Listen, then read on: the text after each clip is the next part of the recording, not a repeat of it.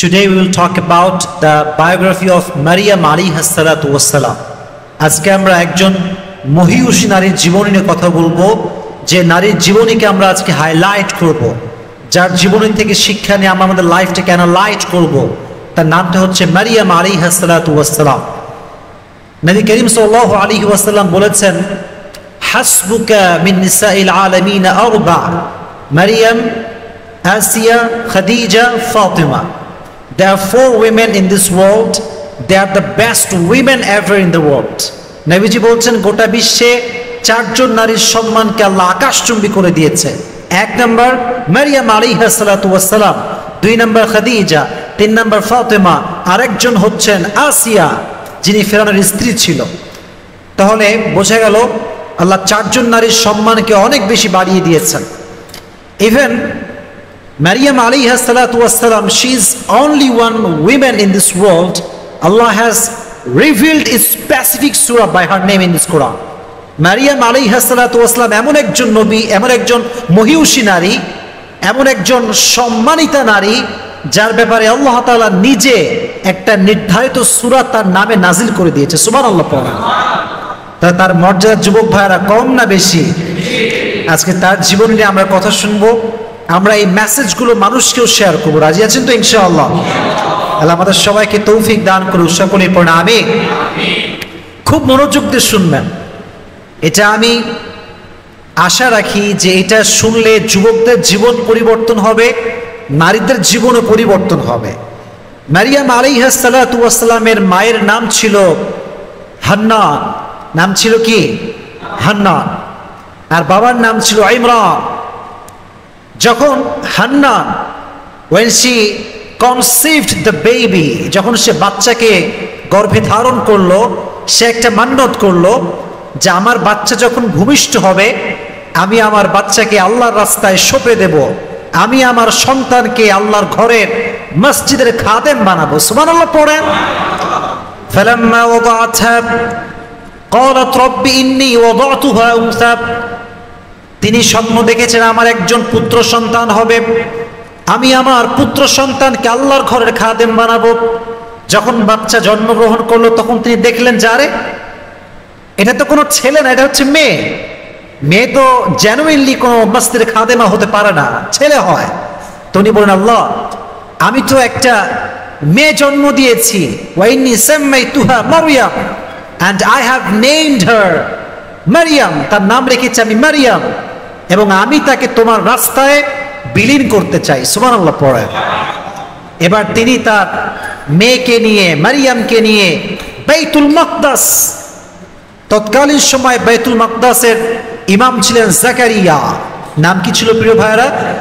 জাকারিয়া আলাইহিস সালাতু ওয়াসসালাম। নিয়ে আসলেন, বললেন, জাকারিয়া, আমি আমার মেয়েকে আল্লাহর ঘরের খাদেমা হিসেবে রাখতে চাই, তাকে আপনি রেখে দেন। তাকে রাখা হলো।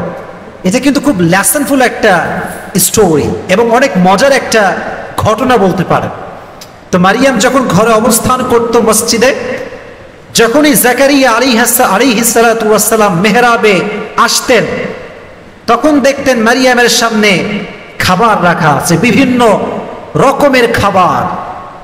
কুল্লামা দাখালা আলাইহা জাকারিয়া আল মিহরাব ওয়াজাদা ইনদাহা রিজকা, যখনই আসতেন দেখতেন মারিয়ামের সামনে অনেক রকমের খাবার রাখা আছে। তিনি বললেন, মারিয়াম, এই রিজিক তুমি কই থেকে পেয়েছো? কই থেকে আসছে এই রিজিক? মারিয়াম বলছে, এটা এসেছে আল্লাহর পক্ষ থেকে। সুবহানাল্লাহ পড়ে। এবং তিনি বললেন, ইন্নাল্লাহা ইয়ারযুকু মান ইয়াশাউ বিগাইরি হিসাব, আল্লাহ হচ্ছে এমন একটা সত্তা, He provides the rizq for his worshipper as much he wants, and when he gives someone, he gives without account. আল্লাহ যারে চায় তারে দেয়, যারে চায় তারে দেয় না, যারে চায় অনেক রিজিক দেয়, যারে চায় অভাব দেয়। সব কিছুর ক্ষমতা একজনের হাতে, তিনি কে? আল্লাহ। মাশাআল্লাহ। তাহলে তাকে রিজিক দিতেন, অসংখ্য রিজিক দিতেন মসজিদের ভেতরে। এখন আমরা আসি মূল ঘটনায়, যেখান থেকে ঘটনা আমাদের শুরু হবে। মারিয়াম আলাইহা সালাতু ওয়াসসালাম একদিন মসজিদে বসে আছেন, আল্লাহর ইবাদত করছেন। হঠাৎ করে জিবরাইল একটা সাদা ধবধবে যুবকের বেশে, একজন হ্যান্ডসাম যুবক একজন বিউটিফুল যুবক তার ঘরে এসেছে, দেখতে অসম্ভব সুন্দর এবং লম্বা চওড়া, দেহ তাগড়া। মারিয়াম দেখে ভয় পেয়ে গিয়েছে। Who are you? আপনি কে? Where you came from? কই থেকে আসছেন? ক্বালাত ইন্নী আউযু বিররহমানি মিনকা ইন কুনতা তাকিয়া। আমি আল্লাহর কাছে পানাহ চাই, যদি তুমি আল্লাহকে ভয় করো, লিভ মি অ্যালোন, আমাকে ছেড়ে দাও। এবার সে মোটিভেট করছে, কোরআন থেকে বলছি, কোরআন থেকে বলছি। এবার জিব্রাইল ডাক দিয়ে বলছে, মারিয়াম ভয় পাওয়ার কোনো কারণ নাই, লা তাহজান, টেনশন তুমি করো না। ইন্নামা আনা রাসূল রাব্বিক, আমাকে পাঠিয়েছে একজন, আওয়াজ দিয়ে বলেন তিনি কে? আমি তো আল্লাহর একজন ফেরেশতা। এবং সবচেয়ে অবাক করার বিষয় হচ্ছে, আমার ভিতরে নারীর ব্যাপারে কোনো ইন্টারেস্ট নাই। আমার নারীকে দেখলে কোনো ফিলিংস জাগে না, কোনো অনুভূতি নাই, টেনশনের কোনো কারণ নাই। আমি তোমাকে আঘাত করব না, তোমার সতীত্বে আমি আঘাত করব না। সুবহানাল্লাহ পড়ে, টেনশন করো না। তো বলছে, তোমার যদি নারীর প্রতি কোনো আগ্রহ না থাকে, তাহলে তুমি আমার কাছে কেন এসেছো? That is the question. আমার কাছে কেন এসেছো? বলছে, লিয়াহাবা লাকি গুলামান যাকিয়া, আমি এসেছি একটা সুসংবাদ দেওয়ার জন্য। সুসংবাদ? What is the good news? কি সেটা? বলছে, লিয়াহাবা লাকি গুলামান যাকিয়া, Allah is going to give you a baby. Allah তোমাকে একটা সন্তান দিবেন, ছেড়ে দিবেন। বলছে, আরে আল্লাহ আমাকে সন্তান দিবেন মানে? ক্বালাত আন্না ইয়াকুনু লি গুলাম ওয়া লাম ইয়ামসাসনি বাশার ওয়া লাম আকু বাগিয়া, how can I have a baby? In my life no man has never ever touched me. আমাকে তো কোনো পুরুষ আজ অব্দি স্পর্শ করে নাই। মনে রাখবেন, একটা বাচ্চা হওয়ার প্রসেস হচ্ছে দুইটা। যুবক ভাইয়েরা, কয়টা? এত আস্তে কেন? জোরে বলেন, কয়টা? নাম্বার ওয়ান হচ্ছে বিয়ে। বিয়ে করবেন, আপনার বউ থাকবে, আপনি আপনার বউয়ের বাচ্চার বাবা হবেন, এটা হচ্ছে ফার্স্ট পদ্ধতি, অ্যান্ড দ্যাট ইজ হালাল। আর একটা হচ্ছে বিফোর গেট ম্যারিড, কোনো মেয়ের সাথে আপনি জেনা করতে পারেন, এবং এই ফিজিক্যাল রিলেশন যেটা বিফোর ম্যারেজ হারাম, এটার মাধ্যমে বাচ্চা হতে পারে। তো মারিয়াম বলছে, আরে I don't have husband, even I don't have a boyfriend, আমার কেউ নাই, আমার বাচ্চা কেমনে হবে? এবার জিব্রাইল বলছে, আরে তুমি কি প্রশ্ন করছো? ক্বালা কাযালিক, আল্লাহ যেমনে চাই তেমনেই হবে। সুবহানাল্লাহ পড়ে। হে মারিয়াম, তোমার কাছে বাবা ছাড়া সন্তান হওয়া অনেক কষ্টকর বিষয়, অসম্ভব বিষয়, কিন্তু আল্লাহ বলছেন, ক্বালা রাব্বুকা হুয়া আলাইয়া হাইয়িন, it's not a big deal. এটা আমার কাছে কোনো ম্যাটারই না। আমি আল্লাহ যাকে চাইবো তাকে বাচ্চা ছাড়াই সন্তানের মা বানাই দিব। সুবহানাল্লাহ। আল্লাহ তোমাকে বাচ্চা দিবে। যখন এই কথা শুনেছে, তখন মারিয়াম একটা ভ্যাবাচাকা খেয়ে গিয়েছে, কিংকর্তব্য বিমূঢ় হয়ে গিয়েছে, সারপ্রাইজড, অবাক হয়ে গিয়েছে। আরে বাবা ছাড়া সন্তান হবে? তখন তিনি পেছনে যাওয়া শুরু করেছেন, আস্তে আস্তে পেছনে যাওয়া শুরু করেছেন। পেছনে গিয়ে দেওয়ালের সঙ্গে এমনি আটকে গিয়েছেন, আর যাওয়ার কোনো জায়গা নাই। এবার জিব্রাইল কাছে চলে আসছে। এটা হচ্ছে আমার জুব্বা, look at my body, look at my dress. এটা হচ্ছে আমার জুব্বা, এটা হচ্ছে আমার জুব্বার হাতা। জিব্রাইল এসেছেন, এসে ওনার জামার যে হাতা, ওনাকে কিন্তু টাচ করেন নাই। জামার যে হাতা, হাতার মাঝে হালকা যে জায়গাটা ধরে একটা ফু দিয়েছে। ফু দেওয়ার সঙ্গে সঙ্গে বাচ্চা যে গর্ভে ধারণ করেছে স্পার্ম দিয়ে, শুক্রাণু দিয়ে, the matter is not like that. Jibrail just একটা ফু দিয়েছে, একটা ফু দেওয়ার সাথে সাথে 9 মাসের একটা বাচ্চা তার পেটে চলে আসছে। সুবহানাল্লাহ, what a power, what a পাওয়ার! ক্ষমতা কাকে বলে? যখন বাচ্চা চলে আসছে, ফান্তাবাদাত বিহি মাকানান কাসিয়া, বাচ্চাকে নিয়ে অনেক দূরে চলে গিয়েছে, এলাকার থেকে অনেক অনেক দূরে। ফাজাহাল মাখাদু ইলা জিদঈন নাখলা, এবার পেটের ব্যথার যন্ত্রণা বাড়তে শুরু করে দিয়েছে, প্রসব বেদনা বাড়তে শুরু করে দিয়েছে। এবার তিনি একটা খেজুর গাছের নিচে ঠাঁই নিলেন। কি গাছ? আরো জোরে, কি গাছ? খেজুর গাছের নিচে ঠাঁই নিয়েছেন। ঠাঁই নেওয়ার সাথে সাথেই আল্লাহ একটা বাচ্চা তার পেট থেকে দুনিয়াতে ভূমিষ্ঠ করে দিয়েছে। সুবহানাল্লাহ। এখন বাচ্চা হওয়ার পরে খুবই ডিপ্রেসড। আরে বাচ্চা হয়ে গেল, আমি এলাকায় কেমনে যাব, কেমনে মুখ দেখাবো? মানুষ যদি বলে, মারিয়াম এই বেবি কই থেকে আসলো, who is the father of this baby, কে তার বাবা, কি জবাব দিব? তারিক জামিলের আমি বয়ান শুনছিলাম সেদিন এই বিষয়ে। উনি বললেন যখন বাচ্চাটা হয়ে গেল, বাচ্চা মারিয়ামের পাশে শুয়ে আছে আর পা নাড়ায় এভাবে লাফাচ্ছে, পানির জন্য ছটফট করছে, তখন উনি বললেন যে মারিয়াম চিন্তা শুরু করলেন যে अगर किसी ने मुझे पूछा कि इसका बाप कौन है तो मैं क्या जवाब दूंगा और किस किस को क्या क्या जवाब दूंगा मैं, কি জবাব দিব, কোন জবাব আমার কাছে নাই। এবার মারিয়াম বলছে قالت يا ليتني مت قبل هذا وكنت نسيا منسيا, I wish I had died before this. বলছে আল্লাহ আমি যদি আগে মরে যেতাম। মাঝে মাঝে দেখবেন মেয়েরা বলে যে আমি এটা দেখার আগে মরলাম না কেন, আল্লাহ আমারে মাইরা ফেললো না কেন। তো মারিয়াম বললো যে বাচ্চা হওয়ার আগে মরে গেলাম না কেন, যদি মানুষ আমাকে ভুলে যেত, আমি যদি মরে যেতাম কতই না ভালো হতো। আর আমি বাচ্চাকে পবিত্র করব কই থেকে, পানি পাবো কই থেকে, মরুভূমি, চতুর্পাশে কোনো ঝর্ণা নাই, কোনো পুকুর নাই, কোনো পানির কোনো ব্যবস্থা নাই। পেছন থেকে আবার জিব্রাইল আসছে। ফেরেশতার নাম কি বলেন জয়, ফেরেশতার নাম কি? পেছন থেকে ডাক দিয়ে বলছে লা তাহজানি, মারিয়াম তুমি টেনশন করো না, কদ জাআলা রাব্বুকি তাহতাকি সারিয়া, তোমার বাচ্চাকে পবিত্র করবার জন্য, তোমাকে পবিত্র করবার জন্য আল্লাহ তোমার পায়ের নিচ দিয়ে পানির নহরকে জারি করে দিয়েছে। সুবহানাল্লাহ। কদ জাআলা রাব্বুকি তাহতাকি সারিয়া, তোমার পায়ের নিচে নহর জারি হয়ে গিয়েছে। নিজেও পবিত্র হও, বাচ্চাকেও পবিত্র করো। এবার বাচ্চাকে ধোয়ালেন, নিজেও পুত পবিত্র হলেন। আচ্ছা ভাই, খালি পানি খাইলেই হয়? খাবার দাবারের দরকার আছে না নাই? কথা কয় না, আছে না নাই? খাবার পাবে কোথায়? আগে একটা বিষয় ক্রিস্টাল ক্লিয়ার হয়ে নেই, রিজিকের মালিক একজন। মন খুলে বলেন তিনি কে?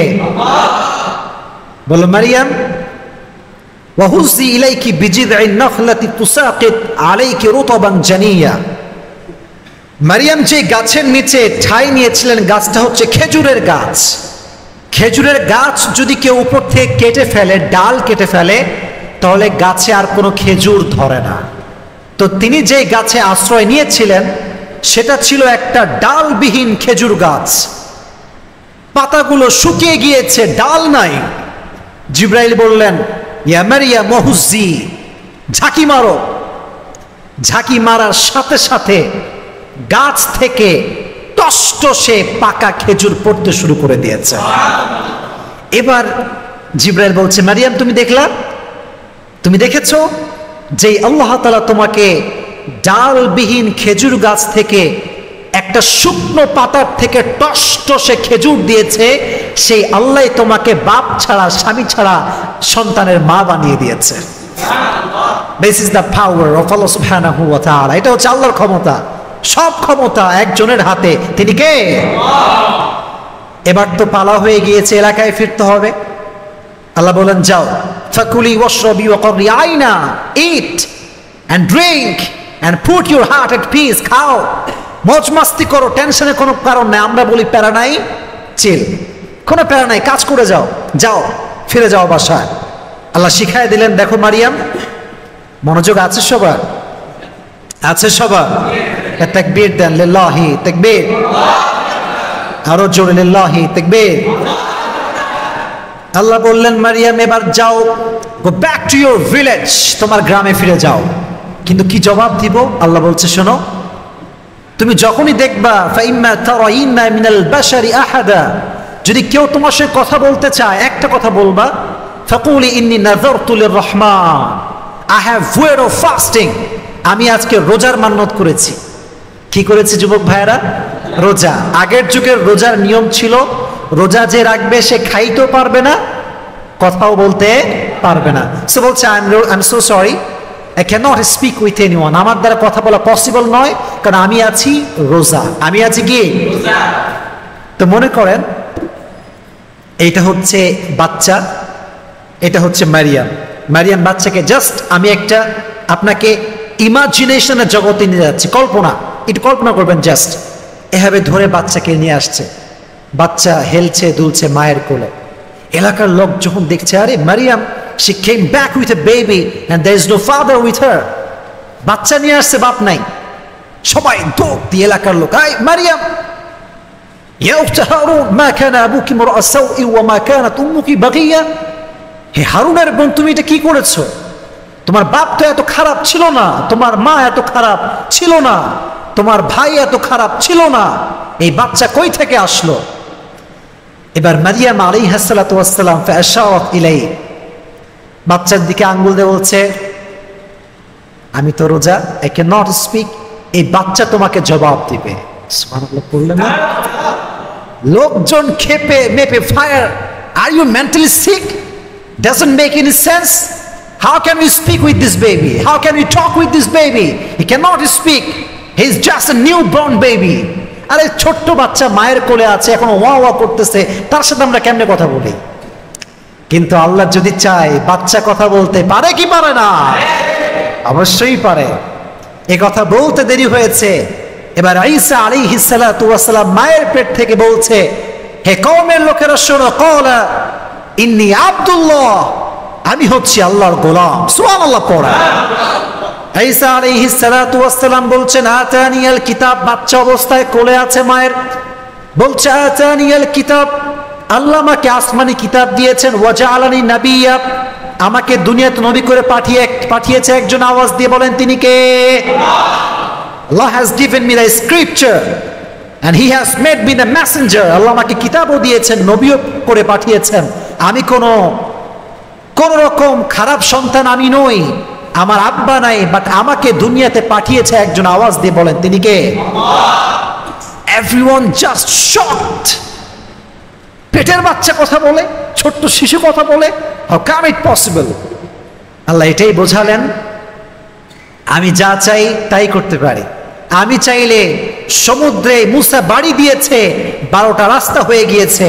আমি চাইলে যে কোনো কিছু সম্ভব। আমি চাইলে পানিকে আমি গরম করতে পারবো, ঠান্ডা করতে পারবো। আমি চাইলে বাপ ছাড়া সন্তান জন্ম দিতে পারবো। সুবহানাল্লাহ পড়া। এই সব ক্ষমতা আল্লাহ তাআলার হাতে। তাহলে বোঝা গেল মারিয়াম হচ্ছেন এমন একজন নারী যাকে আল্লাহ তাআলা সন্তান দিয়েছেন, যার কোনো বাবা নাই। যুবক ভাইরা, যার কোনো, তাহলে প্রথমে জিনিসটা আমরা শিখতে পারলাম আজকের ওয়াজ থেকে, Allah is capable to do anything. যা আল্লাহ চায় তাই করতে পারে। অতএব হতাশার কোনো কারণ নাই, ভরসা করবেন একজনের উপরে। আওয়াজ দিয়ে বলেন তিনি কে? নাম্বার ওয়ান লেসন, আল্লাহ যা চায় তাই করতে পারে। নাম্বার 2, আমার কথাগুলো এখন মনোযোগ দিয়ে শুনবেন, because I am sharing with you the lesson whatever we have received from the biography of Maryam alayhis salatu wassalam. Lesson number 1, Allah is capable to do anything. Allah সব করতে পারে, সব ক্ষমতার মালিক কে? Allah. Number 1 lesson. Number 2 lesson is, sometimes your test could be your blessing. মাঝে মাঝে জীবনের দুঃখ কষ্ট এটা রহমত হয়ে আসে। সুবহানাল্লাহ পড়া। মনে হয় যে আল্লাহ এটা কি হইল, যারে ভালোবাসলাম তারে পাইলাম না, প্যারা নাই, খালি চিল। হ্যাঁ, এরকম যুবক আছে না বাংলাদেশে? কেউ বলে প্যারা নাই চিল, আর কেউ গাঁজা খাইয়া মদ খাইয়া জীবনটাই শেষ। এরকম অনেক যুবক আছে। তো বোঝা উচিত যে জীবনে অনেকজন আসবে, অনেকজন যাবে, তবে এটা মাথায় রাখতে হবে যে আল্লাহ যারে তোমার জন্য লিখে রেখেছে এটা আসবে ঠিকই, এটা কখনো যাবে না। ঠিক না বলো? Your test sometimes could be blessing. মাঝে মাঝে তোমার জীবনে দুঃখ কষ্ট এটা রহমতও হতে পারে। এটার সঙ্গে মারিয়ামের জীবনের সম্পর্ক কোথায়? খুব ভালো করে বুঝবেন। মনে করেন আমি একজন রাজশাহীর ছেলে, আমার লোকাল, আমরা রাজশাহীর কি লোকাল। তো আমরা যারা রাজশাহীর লোকাল ছেলে পেলে আছি, আমরা অন্য কোনো স্মৃতিতে ভালো লাগে না আমাদের। আমার কথা বলি ভাই, আমি ঢাকাতে গেলে আমার মন চায় when I will come back to Rajshahi, কখন যাবো রাজশাহী, খালি প্যারা, খালি জ্যাম, একটু ভালো লাগে না। তো মারিয়াম যখন বাচ্চা পেটে এসেছে, এলাকা ছেড়ে দিয়েছে। কষ্ট আছে না নাই? বলো আছে না নাই? টেস্ট, পরীক্ষা। আবার যখন বাচ্চা এসেছে, কেউ যে টেক কেয়ার করবে যে মা তুমি শান্ত হও, আমি তোমার মা আছি, তোমাকে আমি টেক কেয়ার করবো, কেউ নাই। পরীক্ষা। ধৈর্য ধারণ করেছে, কি হয়েছে? সবরের জন্য, পরীক্ষার জন্য। মারিয়ামই হচ্ছে পৃথিবীতে একমাত্র নারী যার নামেই আল্লাহ কোরআনে সূরা নাযিল করে দিয়েছে। Sometimes your test could be blessing, but you don't have any idea about that. মাঝে মাঝে কষ্ট আসে ভাই, মনে হয় যে আল্লাহ কোনো পথ নাই, কোনো রাস্তা নাই, বাট সামনে এগিয়ে যাও, গো হেড। রাস্তা কখনো ফোরায় না, মনে রাখবা সমস্যা যেখানে আছে সেখানে সমস্যার চাবিও আছে না নাই? এই জন্য মাঝে মাঝে আমাদের জীবনের পরীক্ষা রহমত হয় একজনের পক্ষ থেকে। আওয়াজ দিয়ে বলেন তিনি কে? এখানে আমি একটা কথা শেয়ার করতে চাই, স্পেশালি ফর ইয়াং পিপল। তোমরা অনেক যুবক এখানে তোমরা এসেছো, স্পেশালি তোমরা, তোমার ডান বাম তাকাবা না, just look at my face, ঠিক আছে? No this side, no this side, not right not left, ঠিক আছে? Just look at my face, আমার চোখে চোখ রাখেন। দেখেন প্রিয় ভাইরা, যেহেতু আমরা যুবক, আমাদের যে ব্লাড আছে না, ব্লাড রক্ত, এটা টেম্পারেচার অনেক বেশি হাই, রক্ত গরম, মাথা একটুতে নষ্ট হয়ে যায়। দেখবেন অনেক যুবক একটু রাগারাগি হলেই আব্বাকে গালি দেয়, মাকে গালি দেয়, এরকম যুবক আছে না নাই? যত কষ্ট আসুক, যত পরীক্ষা আসুক, জাস্ট বি কুল, নর্মাল থাকো, কুল ডাউন। যত ঠান্ডা তত কম প্যারা, যত গরম তত বেশি প্যারা। এই জন্য আমরা আজ থেকে ঠান্ডা থাকবো তো ইনশাআল্লাহ? জোরে সরে বলেন ইনশাআল্লাহ। কোনো সমস্যা নেই, হয়তোবা কিছুক্ষণের জন্য কারেন্টটা গিয়েছে, অবশ্য আসবে, কোনো সমস্যা নেই ইনশাআল্লাহ। আমি যতটুকু বলেছি আপনার সবাই বুঝতে পারছেন তো? আলহামদুলিল্লাহ। তাহলে 1 নাম্বার বলেছিলাম, এদিকে বামে ডানে কিচ্ছু নাই। 1 নাম্বার বলেছিলাম সব ক্ষমতা কার হাতে? আরো জোরে, কার হাতে? 2 নাম্বার, মাঝে মাঝে জীবনের কষ্ট, দুঃখ, পরীক্ষা রহমত হয় একজনের পক্ষ থেকে, তিনি কে? তাহলে আজ থেকে কি আমরা আর হতাশ হব? আজ থেকে হতাশ হওয়া যাবে? আল্লাহর উপরে আমরা সবাই ভরসা করবো তো ইনশাআল্লাহ? আল্লাহ আমাদের সবাইকে আল্লাহর উপরে ভরসা করার তৌফিক দান করুন, সকলে মন খুলে পড়ে আমিন। আচ্ছা, কারেন্ট চলে গিয়েছে। মোহাম্মদ আলী ভাই কই? মোহাম্মদ আলী ভাই, লাইট দেওয়া যাবে? কেউ ডান বাম হবে না, এটা তাকবীর দেন, লিল্লাহি তাকবীর। হয় নাই, জোরে লিল্লাহি তাকবীর। সর্বনাশ, লাস, লিল্লাহি তাকবীর। কারেন্ট কি একটু ভালো হয়েছে? আমি ঘামটা মোছার সুযোগ পাইছি, কোনো সমস্যা নাই। তাহলে আমরা যেটা বলছিলাম, মাঝে মাঝে আমাদের জীবনের কষ্ট, দুঃখ আল্লাহ রহমত করে পাঠায়। এই জন্য ভরসা রাখবেন তো ইনশাআল্লাহ আল্লাহর উপরে? আল্লাহ সবাইকে ভরসা রেখে চলার তৌফিক দান করুন, সকলে পড়ে আমিন। নাম্বার 3 লেসন, এইদিকে তাকান, আমার চোখে চোখ রাখেন, এটা তোমরাও মনোযোগ দিয়ে শোনো। দেখো, নাম্বার 3 লেসনটা হচ্ছে virginity is really a big part of women's life. নারীর জীবনের সতীত্ব অনেক বেশি দামি। এটা আমি রিপিটেডলি বলি, বারবার বলি, কারণ অনেক মেয়ে আছে দেখবেন জাস্ট একদিন সম্পর্ক হতে না হতেই সব দিয়ে দেয়, দেওয়ার পরে গিয়ে পাগল হয়ে যায়। এটা ঠিক না, আসলে এটা শুনতে হাসি লাগে, বাট খুব সিরিয়াস, খুবই সেন্সিটিভ। আপনি চিন্তা করেন, মারিয়াম না করেছে জেনা, না করেছে বিয়ে, আল্লাহ নিজেই সন্তান দিয়েছে, বাট কতটা সতীসাধী নারী, কতটা মর্যাদাপূর্ণ নারী, কোনো অন্যায় না করেও বারবার আল্লাহর কাছে ক্ষমা চেয়েছে। সুবহানাল্লাহ। আমি বলি যে the virginity of women's is like a white dress, is like a white dress. নারীর সতীত্বটা হচ্ছে একটা সাদা জামার মতো। সাদা জামায় ছোট্ট একটা কালির দাগ লাগলেও ক্লিয়ারলি বোঝা যায়। নারীর সতীত্বে দাগ লাগলে পুরুষের জীবনে দাগ লেগে যায়। আপনি চিন্তা করে দেখেন, যদি আপনি কখনো শোনেন আপনার ওয়াইফ আপনার আগেও কোনো পুরুষের সঙ্গে কোনো খারাপ কাজ করেছে, as a man you will never able to take that. আপনি নিতে পারবেন না এটা, কারণ এটা সতীত্বের ব্যাপার। নারীর সতীত্ব নিয়ে young people they are very sensitive, they are very serious about it. সতীত্ব যার নষ্ট, দেখবেন যদি কেউ জানতে পারে, they will never get married her, কখনো বিয়ে করবে না। এজন্য আল্লাহ আমাদের বোনদেরকে সতীত্বকে হেফাজত করার তৌফিক দান করুন, সকলেই পড়ে আমিন। বর্তমান মডার্ন সোসাইটি, অনেক মেয়েরা আপডেট, দে আর নট খ্যাত, দে আর নট ব্যাকডেটেড, খুব ভাব, জিন্সের প্যান্ট একটা পরে এমন টাইট ফিটিং, একটা গেঞ্জি পরে এত টাইট ফিটিং। একজন যুবক, এটা আসলে এমন কোনো ম্যাটার না যে আমি কোনো আঘাত করছি, আঘাত না, আমি জাস্ট বোঝাবার স্বার্থে বলছি। একজন মেয়েকে যখন কোনো যুবক দেখছে তার ড্রেসটা টাইট, তার অঙ্গের ভাঁজ বোঝা যাচ্ছে, একজন নেককার দাড়িওয়ালা যুবক, তার চোখ নষ্ট হবে, তার ইখলাস, তার তাকওয়া নষ্ট হবে। ঠিক কিনা বলো যুবক? অটোমেটিক্যালি নষ্ট হবে। এজন্য আমি আর বোনদেরকে বলি, বোন, যে পুরুষ আপনাকে বিয়ে করতে চায়, যে পুরুষ সত্যি আপনার সঙ্গে সংসার করতে চায়, সে কখনো আপনাকে জিন্সের প্যান্ট পরতে দিবে না। এটা কি আপনার বিশ্বাস হয়? হয় কিনা আগে বলুন। হয় হয় হয় হয়। যে পুরুষ যাকে স্ত্রী হিসেবে চায়, সে সর্বপ্রথম তার পোশাকে ফোকাস করে। কেন ফোকাস করে জানেন? যে যাকে ভালোবাসে সে চায় যে আমি তারে দেখবো, and no one will never see him, never see her. কেউ তাকে দেখতে পারবে না। নো নো, এটা হবে না। আমার ভালোবাসা আমি দেখবো, অন্য কেউ কেন দেখবে?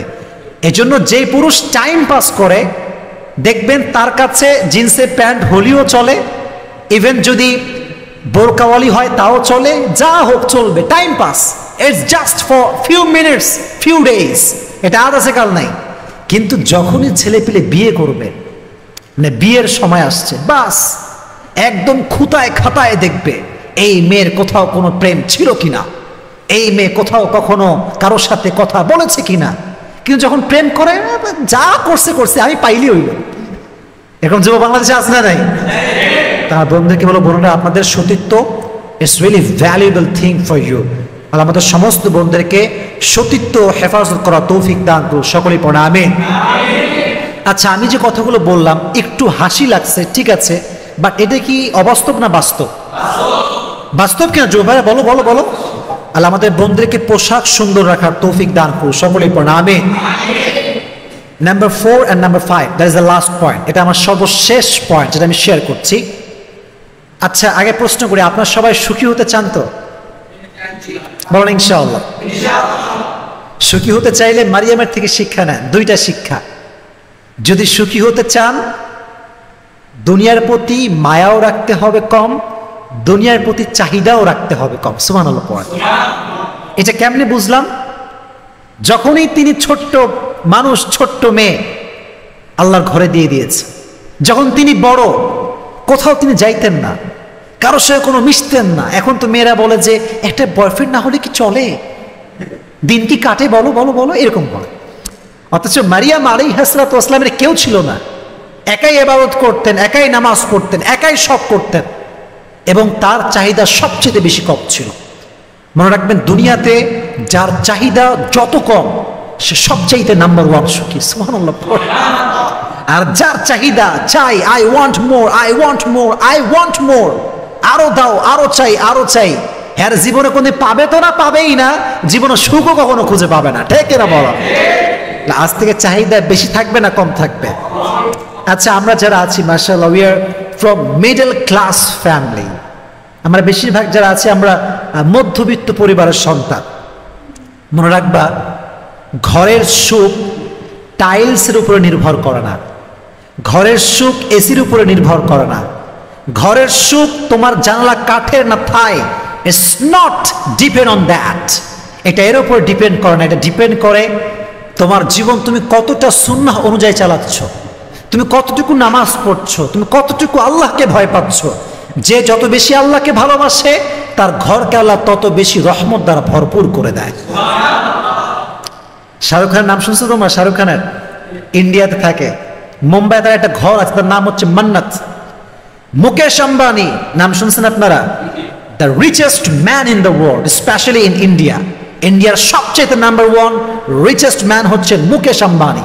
তার ঘর দেখতে বিদেশ থেকে মানুষ আসে, ডুপ্লেক্স, ট্রিপ্লেক্স, বিশাল বড় বাসা।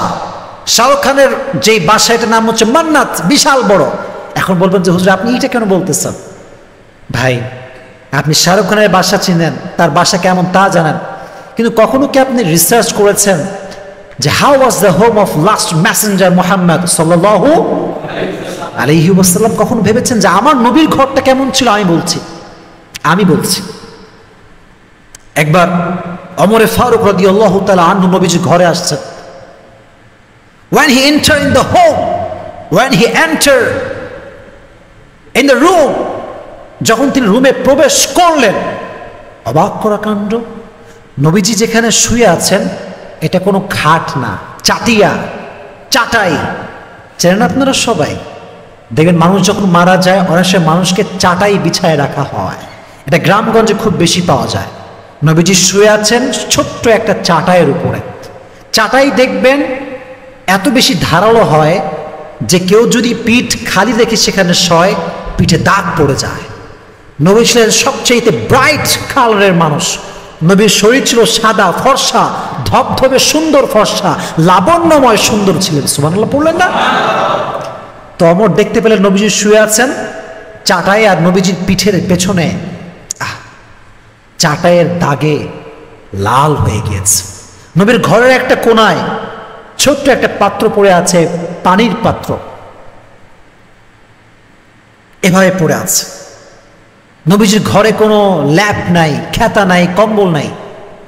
ওমর এসে কোনো কথা ছাড়া, কোনো কনভারসেশন ছাড়া চোখের পানি ছেড়ে কান্না শুরু করেছে। ইয়া রাসূলুল্লাহ, খাট নাই, কম্বল নাই, বিছানা নাই, বালিশ নাই।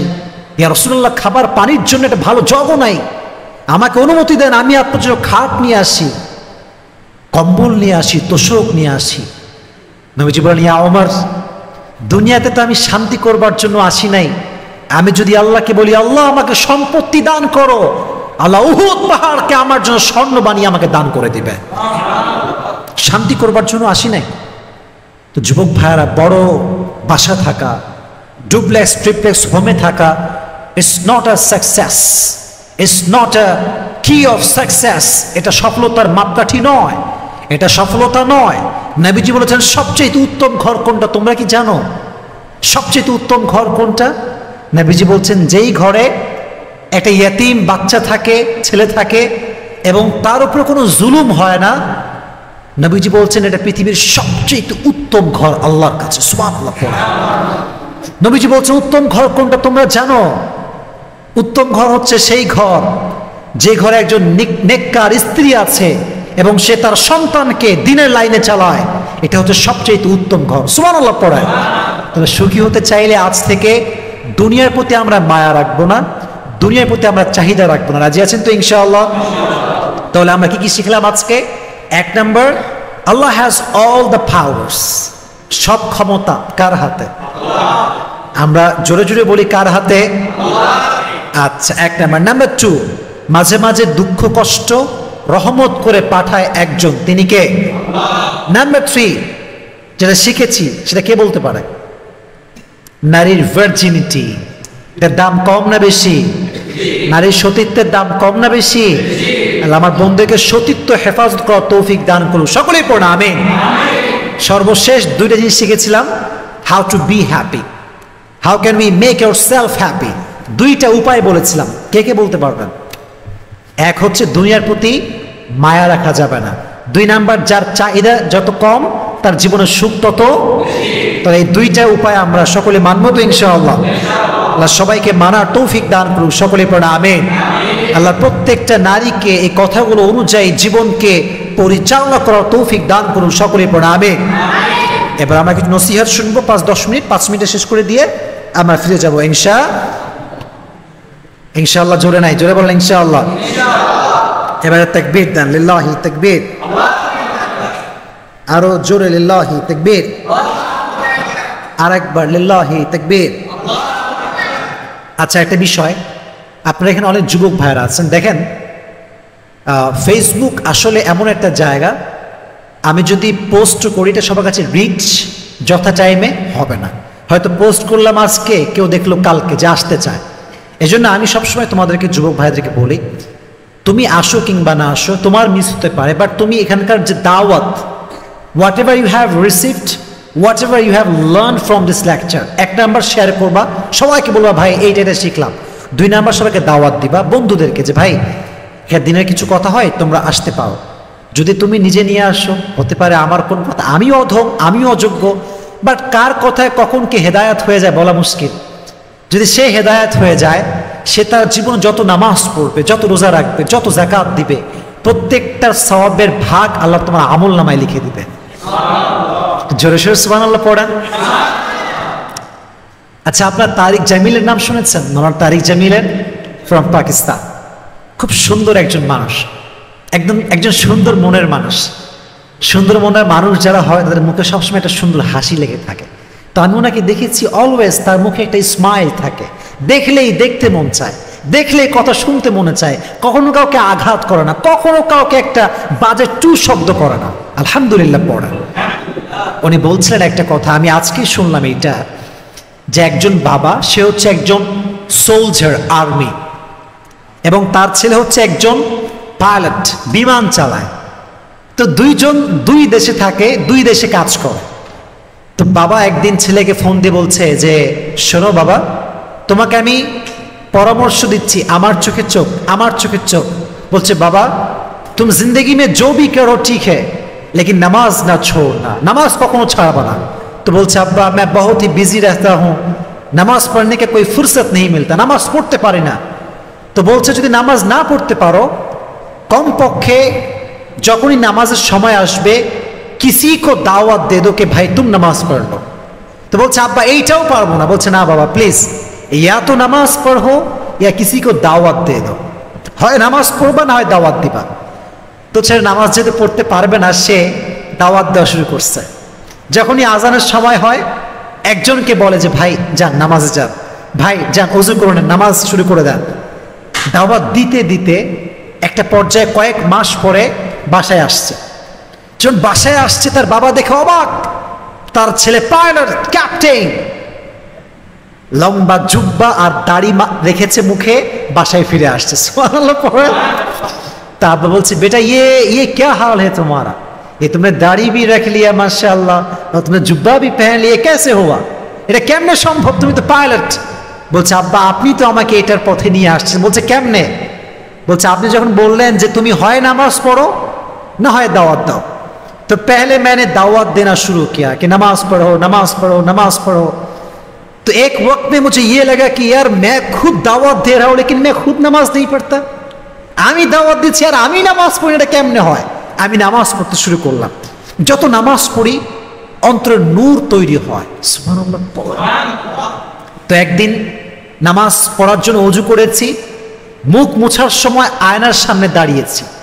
তো ভাবতেছি যে যে আল্লাহর জন্য নামাজ পড়ি তার নবীকেও ভালোবাসার দরকারটা আছে না নাই? আর যদি নবীকে ভালোবাসতে হয় मुखे चाप दाई रखा दरकार আছে না নাই? तो मैंने सोचा कि यार जब नमाज पढ़ना शुरू किया तो दाढ़ी भी रख लेते, क्या फर्क पड़ता है। तो मैंने दाढ़ी भी रख लिया। तो अब क्या हुआ कि मैं जब नमाज नहीं पढ़ता तो मेरे दिल में सुकून नहीं आता। नमाज पढ़ ले मने शांति पाई, नमाज ना पढ़ ले शांति पाई ना। सुबहानाल्लाह पढ़े।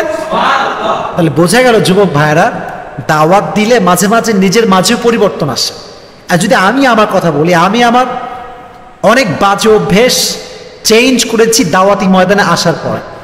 যখন আমি দাওয়াত দিই, আমি যখন ওইটা আবার করি বা আমার করার সময় আসে বা মন চায়, তখন জাস্ট এটা ফিল করে আমি না কেমনই ওয়াজ করে আসলাম, এটা আমি কেমনে করি। যুবক ভাইরা যদি লাইফ চেঞ্জ করতে চাও, দাওয়াত দিবা মানুষকে। দাওয়াত দিলে ভেতরে একটা চেঞ্জিং ফিল আসবে। আর সব ক্ষমতা আল্লাহর হাতে, যে কোনো মুহূর্তে আল্লাহ তোমাকে হেদায়েতের নূর দ্বারা নূরান্বিত করতে পারে। সুবহানাল্লাহ পড়ো। আল্লাহ আমাদের সবাইকে বেশি বেশি দাওয়াত দেওয়ার তৌফিক দান করুন। সকলেই পড়া আমিন। নরম মন নিয়ে দাওয়াত দিব তো ইনশাআল্লাহ। আর একটা লাস্ট কথা বলি যুবক ভাইদের জন্য। আচ্ছা ভাই, আমি দেখেন, আমি কখনো একটা ওয়াজ গতানুগতিক ধারায় করি না, এটা আপনারা খেয়াল করবেন যদি আমার ওয়াজ ফুল শোনেন। আমি যেই ওয়াজই করি, যে সূরা তাফসীর হোক, যেই যুবকের জন্য হোক বা যেই মেয়ের জীবনী হোক না কেন, আমি ট্রাই করি বর্তমান সময়কে মিলাবার জন্য। আচ্ছা বলেন, বর্তমান সময়ে টিকটক করে এরকম মেয়ে নাই? আপনারা আমাকে বলেন আছে না নাই? তারা করে একদম উড়াই দিচ্ছে, আমি বললেই ভাই দোষ হয়ে যায়। আজীব একটা অবস্থা। আচ্ছা বেপর্দা মেয়ে বাংলাদেশে নাই? জিন্সের প্যান্ট পরে এরকম মেয়ে বাংলাদেশে নাই? বোরকা পরে আবার মুভি দেখে আবার কান্নাও করে ক্যামেরার সামনে, এরকম মেয়ে তো নাই ভাই? আরে নাই, আছে। একজন কান্দে, আরে কি মুভি দেখলাম গো, কান্দে কাটে অবস্থা খারাপ। হায় হায়, জাতি গেছে কোথায় আপনি চিন্তা করতে পারেন। আবার বলে কি আলহামদুলিল্লাহ অনেক সুন্দর হয়েছে মুভিটা। মানে মানুষ যদি বোকা হয়, কি পরিমাণ বোকা হয়। আল্লাহ এদেরকে হেদায়াত দান করুক। সকলে পড়া আমিন।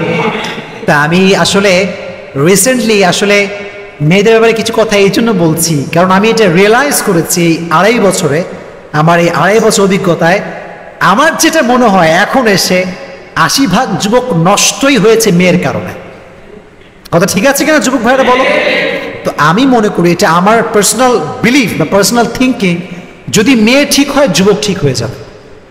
মনে করেন একটা মেয়ের সাথে কারো হারাম রিলেশন, মানে আমি জাস্ট বোঝাচ্ছি তোমাদেরকে ভাই হিসেবে, যদি মেয়েটা বলে যে বাবা দেখো আমি অনেক ওয়াজ শুনেছি আমার লাইফে, আমি বুঝে গিয়েছি হারাম রিলেশন কোনো শান্তি নাই, যদি আমাকে ভালোই বাসো বিয়ে ছাড়া কোনো অপশন নাই।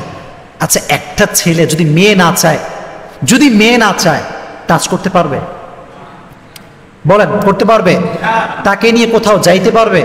পারবে না। তার মানে বোঝা গেল মেয়ে ঠিক তো জাতি ঠিক। কথা ঠিক আছে কিনা যুবক ভাইরা? এই জন্য আমি মাঝে মাঝে মেয়েদের কথাগুলো বলি, আল্লাহ মেয়েদেরকে হেদায়াত দান করুন, সকলেই পড়ে আমিন।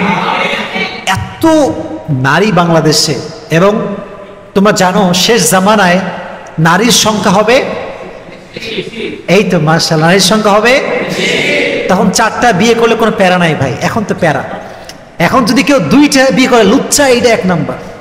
2টা বিয়ে করলে, কিন্তু 4টা প্রেম করি বাবা, 4টা প্রেম করে রে, কঠিন মাল। নাউজিবিল্লাহ পড়ো তোমরা। ছি ছি ছি, বিয়ে করলে মানুষ কয় লুচ্চা, আর প্রেম করলে বলে বাহাদুর, 3টা পটিয়ে ফেলেছে। এটা হচ্ছে বাঙালি জাত। আল্লাহ এদেরকে হেদায়াত দান করুন, পড়া আমিন। শেষ কথা হচ্ছে মেয়েদের জন্য একটি কথা, সেটি হচ্ছে কোন নারী যদি 3টি অবস্থায় মারা যায় তার কবর হবে ভয়ঙ্কর, তার হাসর হবে ভয়ঙ্কর, তার আযাব হবে ভয়ঙ্কর। এটা আমার শেষ কথা বলছি, একদম মনোযোগ দিয়ে শুনুন। আমি হাদিস থেকে বলছি, আমার বোনদেরকে বলবো খুব মনোযোগ দিয়ে শুনতে হবে এই কথাগুলো। 1 নাম্বার, যদি কোন নারী এমন অবস্থায় মারা যায় যখন তার স্বামী তার উপরে নারাজ, আল্লাহর জাহান্নাম তার জন্য নির্ধারিত হয়ে যাবে। নবীজি বলেছেন, হাদিসটা কত সুন্দর দেখেন, যদি কোনো মেয়ে এই অবস্থায় মারা যায় যে তার স্বামী তার উপরে সন্তুষ্ট ছিল, সালমা রাদিয়াল্লাহু তাআলা আনহা থেকে বর্ণিত, সেই মেয়ে আল্লাহর জান্নাতে মৃত্যুর পরবর্তী সময়েই প্রবেশ করবে। জোরে সোরে সুবহানাল্লাহ পড়েন। আল্লাহর হাবিব যখন জান্নাত এবং জাহান্নামকে ভিজিট করলেন, তিনি দেখলেন জাহান্নামের ভেতরে কিছু নারীর জিহ্বাকে বের করা হয়েছে, পুরো শরীরটা জিহ্বার উপরে চাপিয়ে দিয়ে তাকে ঝুলিয়ে রাখা হয়েছে। নবীজি বললেন এরা কারা? জিবরাইল এরা কারা? বলছে নবী হে, এরা হচ্ছে সেই মেয়ে যাদের স্বামী তার উপরে নারাজ ছিল। নাউজুবিল্লাহ পড়া। তাহলে কোনো মেয়ে যদি এই অবস্থায় মারা যায় যে তার স্বামী তার উপরে নারাজ, তাহলে সেই মেয়ে কি জান্নাতে যাবে না জাহান্নামে যাবে? আজকালকার মেয়েরা এত অকৃতজ্ঞ, সারা জীবন স্বামী খাওয়ায়, জাস্ট একটু কমতি হলেই বলে তুমনে মুঝে ক্যা দেয়া, তুমি কি দিয়েছো, আমাদের কিছু দাও নাই। তাকফুরুন আল আশির, অনেক অকৃতজ্ঞ হয়। আল্লাহ বোনদেরকে হেফাজত করুক, সকলেই পড়া আমিন। 1 নাম্বার। 2 নাম্বার, এটা খুবই সেন্সিটিভ, যদি কোনো মেয়ে এই অবস্থায় মারা যায় যে তার টিকটক অ্যাকাউন্টে তার উলঙ্গ ভিডিও আছে, তার ফেসবুক আইডিতে তার বেপরদার ছবি আছে, বাজে ছবি আছে, তার ইনস্টাগ্রামে আছে, তার ফেসবুকে আছে, তার টুইটারে আছে, তার টিকটকে আছে, তার ইউটিউবে আছে, তার এই উলঙ্গ ছবি যতবার মানুষ দেখবে ততবার তার কবরে কবিরা গুনাহ আছে না নাই? মনে করেন আমি একটা ফ্যান দিলাম মসজিদে, দিস ইজ কল্ড সাদাকায়ে জারিয়া। যতবার মানুষ ফ্যানের বাতাস খাবে ততবার আল্লাহ তার সওয়াব আমার আমল নামায় লিখে দিবে। সাদাকায়ে জারিয়া, মরে গেলেও এটা চলে, কবরে অটোমেটিক যায়। আবার এমন কিছু গুনাহ আছে যে গুনাহ রেখে গেলে মানুষ দেখে আর অটোমেটিক তার গুনাহটা কবরে যায়। কোনো মেয়ে যখন তার ছবি, আমি আমার বোনদেরকে মানে কেমনে বোঝাবো বড়, মানে এটার কোনো ভাষা আছে কিনা, I really don't know that. সামান্য একটা লাইক কমেন্ট পাওয়ার জন্য ধুমাইয়া আপলোড দেয়, শাড়ি পরার ছবি আপলোড দেয়, ঈদ আসলে ছবির ধুম ধাড়াক্কা লেগে যায়, কোনো একটা হলিডে আসলে ছবির ধুম ধাড়াক্কা লেগে যায়। মনে করে কয়েকটা লাইক কমেন্ট হবে, সেটা আমাকে মেসেজ দিবে, টেস্ট করবেন না। খেলা এখানে শেষ হয় না, খেলা শুরু হবে আপনার মরার পরে। আপনি যখন মরবেন আপনার আগে সবাই ভিজিট করবে, কেউ আপনার ছবি সেভ করবে, কোন যুবকের চিন্তা পরিবর্তন হবে। অনেক যুবক, আমি বলতে খুবই দুঃখিত, I am really sorry to say, অনেক যুবক আপনার ছবি দেখে বাজে বাজে কাজ করবে, এটা আপনি চিন্তা করতে পারবেন না। আল্লাহ আমাদের বোনদেরকে ফেসবুক থেকে, টিকটক থেকে এই সমস্ত বেহুদা ছবি এবং ভিডিও ডিলিট করার তৌফিক দান করুন, সকলেই পড়া আমিন।